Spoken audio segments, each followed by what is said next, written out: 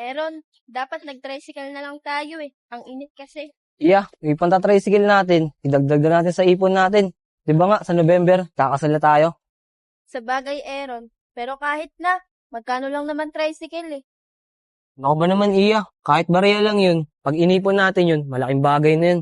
Ayaw mo nun, matutupad na yung pangarap mo. Napakasalan ako. Hoy, Aaron, anong ako? Baka ikaw. Uy, Iya, joke lang yun ah. Excited na kasi ako, napakasalan kita. Mahal na mahal, yan ang damdamin na sa'yo'y nararamdaman. Kung di mo alam, puso'y Aaron, di lang naman ikaw yung excited eh. Ako rin, excited na ikasal tayo. di mapalagay pag di ka na mamasdan. O bakit ganyan at maging saking pagtulog. Iya, akala ko pa naman. Ako lang excited na makasal tayo. Ikaw din pala. Laging alaala ka. Aaron, ano ka ba naman? Sa sobrang excited ko nga na ikasal tayo. Di ako makatulog kasi lagi kong naiisip. Nais makapiling, nais makayakap sa tuwi na. Kaya mo, Iya. Ilang buwan lang naman eh. Tutupad na yung pangarap natin na may kasal tayo. Nang dahil sa'yo, ang puso kong ito ay natutong magmahal. Sadya bang ganyan? Sana. Kaya nga, Aaron eh. Konting panahon na lang. Makakasal na tayo. O paano? Tara na, umuwi na tayo. Tara na, Iya. Pag-ibig na nagdaramay pagkaingatan, huwag paglaruan, dahil minsan lang umibig. Pong, hindi ba sumakit yung katawan mo? Kasi ako sobrang sakit, parang akong lalagnatin ngayon eh. Parehas tayo din. Sobrang sakit din ang katawan ko. Eh alam mo naman, di ba? Hindi rin ako sanay magbuhat ng mabibigat. Dapat nga hindi ako papasok talaga ngayon eh. Kasi para talaga akong lalagnatin. Pero pinilit ko lang. Kasi sabi ni Junel, pag Sabado daw, may bonus daw tayo. Ako nga rin din eh. Sabi sa akin ng mama ko, bakit daw ang tamlay ko. Di ko nalang sinabi yung trabaho natin kasi papatigilin ako yun. Ibig sabihin pong, pinilit mo lang din pumasok kasi alam mo may bonus tayo ngayon. O Tin, sayang kasi. Baka malaki yung bonus natin. O Tin, na pala si Junel. Oy, mga ganyan dalawa. Mukhang ganado ako ngayon sa buhos ah. Oo naman Nel, sino bang hindi gaganahan pag may bonus? Eh kahit nga masama pakiramdam ko ngayon eh, pinilit ko pa rin pumasok. Ako nga rin Nel eh. Magkano kaya bonus natin? Huwag kayong mag-alala. Malaki ang bubuhusan natin ngayon. Kaya kayong dalawa, galingan nyo mamaya ah. Nel, dahan-dahan lang. Ang sakit talaga ng katawan ko ngayon. Masakit ba yung katawan yung dalawa? Mamaya, mawawala yan. Kasi magkakaroon na kayo ng buhos. O sige, tara na. Tara na.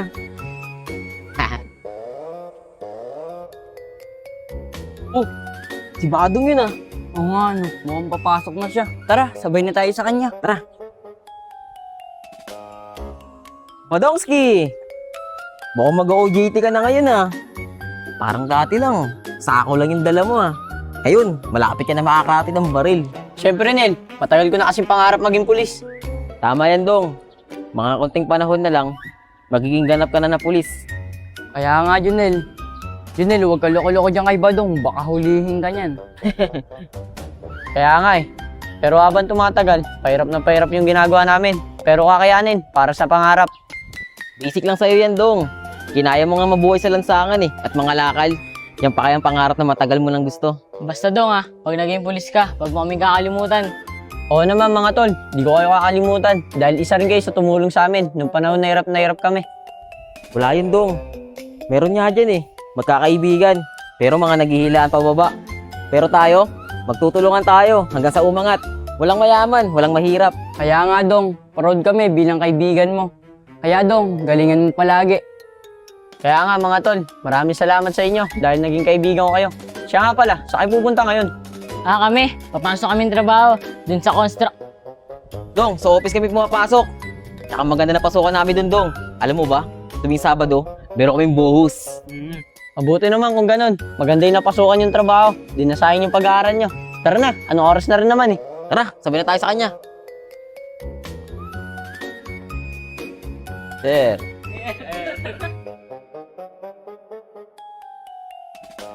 Mga tol, ayos ba yung goals natin?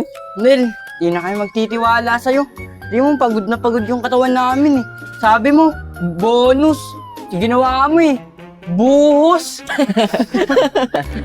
Ano ba kayo? Kala ko ba naman, naintindihan nyo na ako. Di ba ang sabi ko sa inyo, tuwing Sabado, meron tayong bohus. Nel, di na talaga kami magtitiwala sa'yo. Sayang talaga pinag-aralan natin. Pinagbuhos mo lang kami. Tantado. Mga tol, relax lang kayo. Huwag muna kayong aalis. Kasi mga isang buwan na lang yan, tapos na sa atin yan. Pagkatapos natin yan, pwede na tayo maghanap ng magandang trabaho.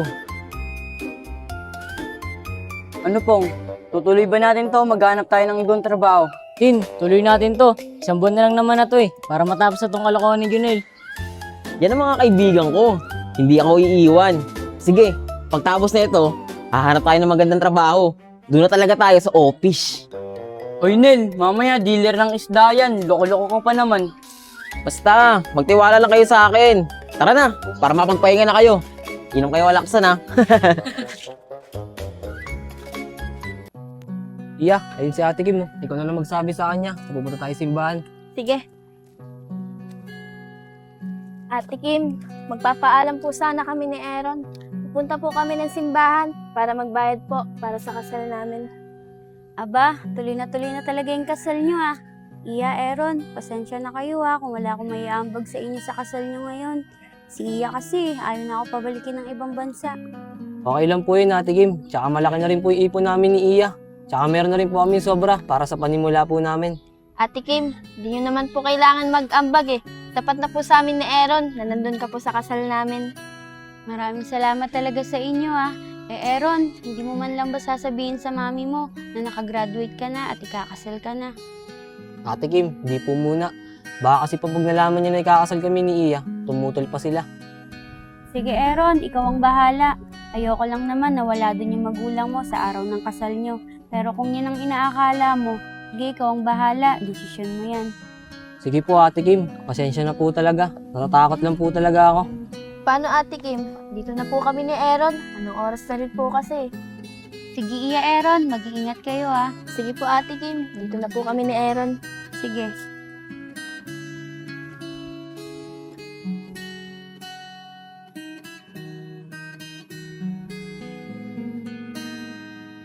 Tagal kong nawala sa lugar na to ah. Yung laki na rin pala ng pinagbago.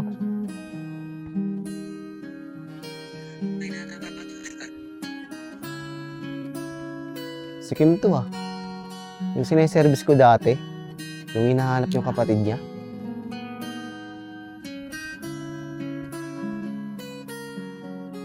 Oy Kim! Kamusta na? Oh, sino ka naman? Tsaka paano mo ako nakilala? Ako to, si Sedi. Yung service mo, yung tricycle driver. Eh di ba nga, inahanap natin yung kapatid mo. Ah, oo, natatandaan ko na. Siya nga pala, bakit ngayon lang kita nakita? Hindi ka na ba bumabiyahe? Ah, totoo niyan. 3 taon ako nagbiyahe ng tricycle. Tapos ko, kasi inuulugan ko lang yun. Tapos yung natapos ko yung tricycle, pinenta ko. Naisipan ko, mag-ibang bansa na lang. Ayun, kahit pa paano, maganda na may napasukan ko sa ibang bansa. Kaya halos 5 taon din ako sa ibang bansa. Sa katunayan nga, kakauwi ko lang ngayon. Ah, kaya naman pala. Hindi kita namukaan kanina kasi pumuti ka eh. Kaya alam mo naman, di ba? Sa pagka-tricycle, silog ka lagi sa araw. Buti nga, bumalik na yung kulay ko eh. Siya nga pala. Kamusta ka na nga pala? Tsaka, kamusta na rin yung mga kapatid mo? Eto, sa awa ng Diyos, napagtapos ko na sila ng pag-aaral at meron na silang maayos na trabaho. Sa katunayan nga eh, hindi na nila ako pinabalik ng ibang bansa. Ah, ganun ba? Napakaswerte naman nila sa'yo. Sana ako din. Swerte sa'yo.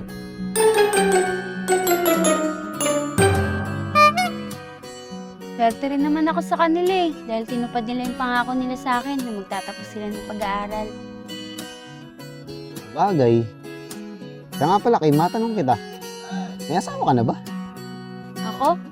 Hindi ko na iniisip yun. Nag-focus kasi ako sa trabaho eh, para mapagtapos ko yung mga kapatid ko. Pero sa awa ng Diyos, natupad ko yun. Pag sineswerte nga naman. Kalahin eh. Wala pa siyang jowa. Ano, Sedi? May sinasabi ka ba? Wala. Nagtataka lang kasi ako eh. Sa ganda mong yan, wala kang jowa. Parehas pala tayo. Ikaw, kaya ka siguro nagpupursige at napilitan mag-ibang bansa para sa asawa at mga anak mo. Ako? May asawa at anak. Binata pa ako, kid. Tsaka, kung sakali, baka sa'yo pa lang. Sa'yo pa lang ako magkakaanak. Akala ko naman may asawa at anak ka na. Pero tama yan, huwag ka muna mag-aasawa dahil sobrang hirap ng buhay ngayon. Kaya nga eh. Sobrang hirap talaga ng buhay ngayon. Pero kung sa'yo, handa ako magpakahirap.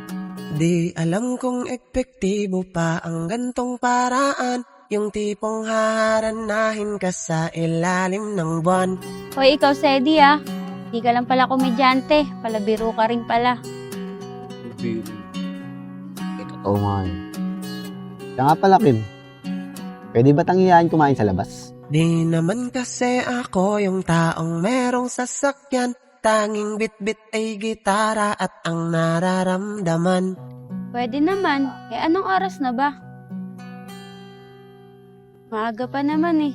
Mamaya pa naman hapon yung uwi ng mga kapatid ko. Pagbuksan mo sana ng pintuan o aking sinta. May dala akong pagkain peram lang ng kutsara. Ganun ba? Sige. Tsaka huwag ka mag-alala. Sagot ko naman eh. Sige, Sedi, tara na. Sana'y tanggapin mo't pagsaluhan nating dalawa. Pagkwentuhan at tawanan hanggang na mag-umaga. Oo, simple lang ang pamamaraan ko. Teka, ang bilis mo ata. Sorry ah. Sanay kasi ako makbay eh. Friendly kasi akong tao. Tara na. Basta't ako yung manliligaw na meron ng dalang lugaw. 3 rosas at gitara, handa nang dumalaw. Kung gusto mo din ng isaw, kaya kitang ipag-ihaw. Simple lang ako manligaw. Inspirasyon ko'y